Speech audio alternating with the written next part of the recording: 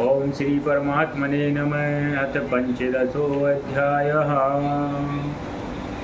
श्रीकृष्णाय नमः। श्रीभगवानुवाच ऊर्ध्वमूलमधः शाकमश्वत्थं प्राहारोऽव्ययं छन्दांसि यस्य पर्णानि यस्तं वेद स वेदवित्। श्री भगवान बोले, इस संसार को अश्वत्थ अर्थात पीपल वृक्ष के समान माना गया है, जिसकी जड़ें ऊपर की ओर हैं और शाखाएं नीचे की ओर हैं। वेद इसके पत्ते हैं। जो संसार रूपी वृक्ष के तत्व को जानता है, वही संपूर्ण वेदों को जानने वाला है। बोलो श्री कृष्ण भगवान की जय। अघश्चोर्ध्वम् प्रसृतास्तस्य शाखा गुणप्रवर्धा विषयप्रवालः अधश्च मूलान्यनुसन्ततानि कर्मानुबन्धीनि मनुष्यलोके। संसार रूपी इस वृक्ष की 3 गुणों के द्वारा बढ़ी हुई विभिन्न योनियों रूपी शाखाएं नीचे, मध्य में और ऊपर सब जगह फैली हुई हैं। इंद्रिय विषय रूपी कौपलें हैं। मनुष्य लोक में कर्मों के अनुसार बांधने वाली जड़ें भी नीचे और ऊपर सब जगह फैली हुई हैं। ओम श्री परमात्मने नमः। न रूपम से तथोपलभ्यते नान्तो न चार्दिन चैसं प्रतिष्ठा अश्वत्थमेनं सुविरूढमूलं शंशस्त्रेण दृढेन छित्त्वा ततः पदं तत्परिमार्गितव्यं यस्मिन् गता न निवर्तन्ति भूयः। त्वमेव चाद्यं पुरुषं प्रपद्ये यतः प्रवृत्तिः प्रसृता पुराणी। इस संसार रूपी वृक्ष का वास्तविक स्वरूप जैसा कहा गया है, वैसा यहाँ अनुभव नहीं होता है, क्योंकि न इसका आदि है और न अंत, न ही स्थिति है। इस अति दृढ़ मूल वाले अश्वत्थ वृक्ष को वैराग्य रूपी शस्त्र से काटकर उसके बाद उस परमात्मा रूपी लक्ष्य को खोजना चाहिए, जिसको प्राप्त होने पर पुरुष पुनः इस संसार में नहीं आते।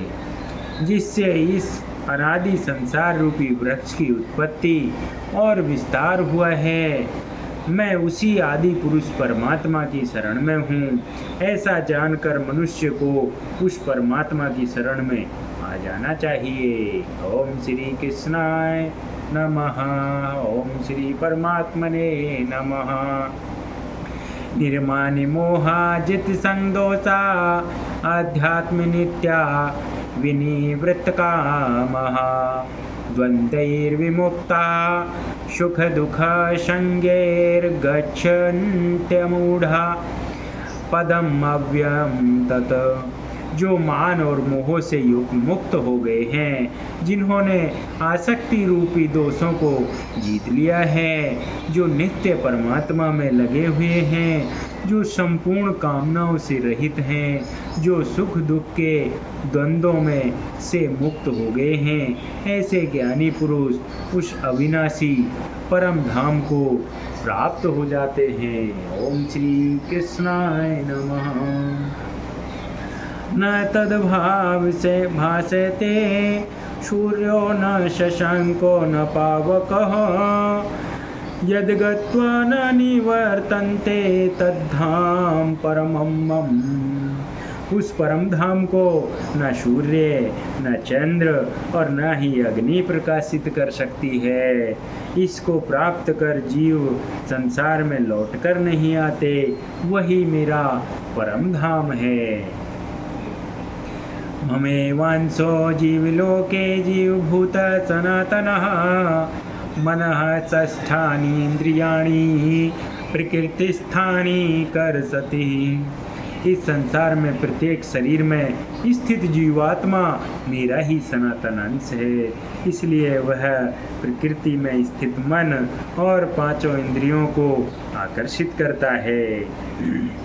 शरीरम यद्वाप्नोति यच्चाप्युत्क्रामतीश्वरः गृहीत्वैतानि संयाति वायुर्गंधानिवाशयात्। जैसे वायु अपने साथ सुगंध को ले जाती है, वैसे ही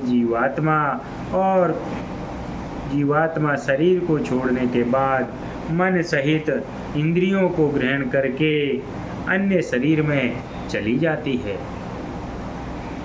श्रोत्रम चक्षुस्पर्शनम च रसनम घ्राणमेव च अधिष्ठाय मनश्चायं विषयानुपसेवते। यह जीवात्मा अन्य शरीर का आश्रय लेकर कान, नेत्र, त्वचा, जीभ, नासिका और अपने मन के द्वारा इन पांचों इंद्रियों के विषयों को भोगती है। उत्क्रामन्तं स्थितं वापि भुञ्जानं वा गुणान्वितं विमूढा पश्यन्ति ज्ञानचक्षुषः। जीवात्मा को शरीर को त्यागते हुए या शरीर में स्थित रहकर प्रकृति के तीनों गुणों के अधीन विषयों का भोग करते हुए अज्ञानी लोग नहीं समझ सकते, परंतु ज्ञान चक्षु वाले पुरुष इसका अनुभव कर लेते हैं। यतन्तो योगिनश्चैनं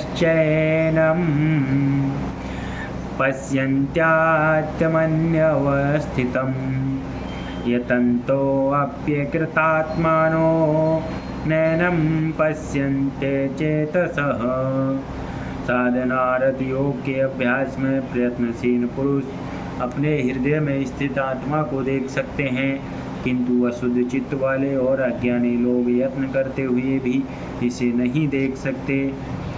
यदादित्यगतं तेजो जगद्भासयते लिखं यच्चन्द्रमसि यच्चाग्नौ तत्तेजो विधि मामकम्। सूर्य में स्थित तेज जो संपूर्ण जगत को प्रकाशित करता है तथा जो तेज चंद्रमा और अग्नि में है, उस तेज को तुम मुझसे ही उत्पन्न हुआ जानो।